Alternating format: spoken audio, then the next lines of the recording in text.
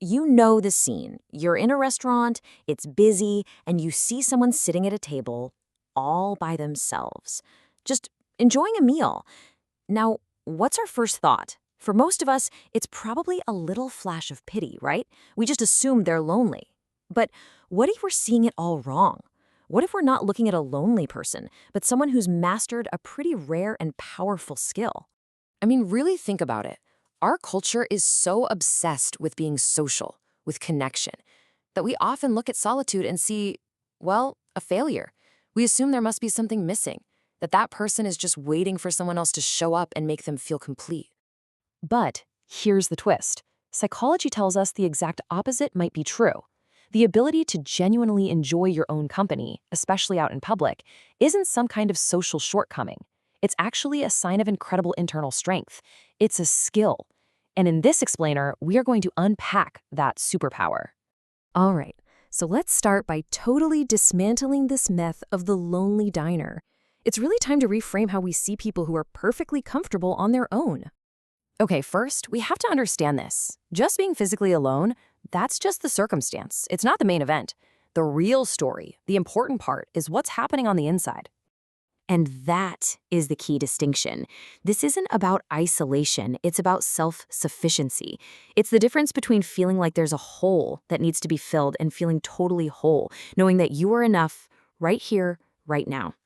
So this brings us to what we're calling the solitude skill, and it really stands on two main pillars. First, high internal security. That just means you're genuinely confident and comfortable in who you are.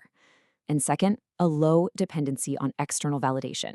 You don't need likes, you don't need comments, you don't even need a dinner date to feel worthy. Your sense of approval comes from within.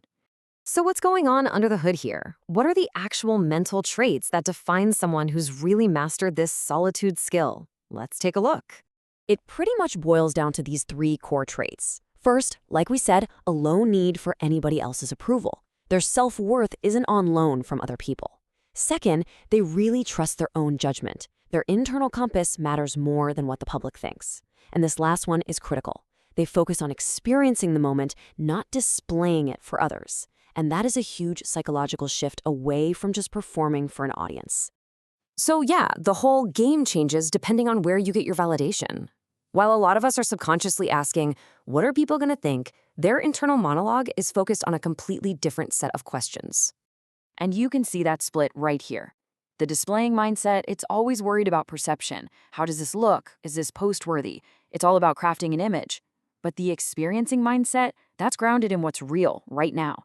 How does this food taste? Am I actually enjoying myself? One is a performance for some imaginary audience. The other is a genuine, personal experience, totally free from the anxiety of being judged.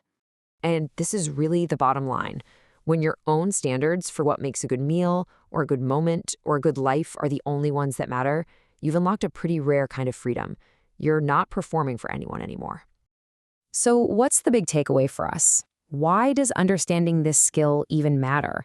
And how should it change how we look at ourselves and other people? Now, it's really important to get this straight.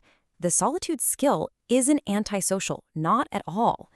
In fact, people with this kind of internal security often have deeper, more authentic relationships. Why? Because they connect with others out of a genuine desire, not a desperate need. They don't need someone else to fill a void. And that right there is a profound sign of emotional maturity. So the next time you see someone dining alone, try to see past that initial assumption of loneliness. Try to see confidence. See someone who has built this quiet, powerful sense of self. A level of personal comfort that isn't something to be pitied, but maybe, just maybe, something to learn from. And that leaves all of us with one last question to chew on, seriously. With no distractions, no phone, no book, just you and your own thoughts. When was the last time you were truly, genuinely happy to just be with yourself? Your answer might reveal more than you think.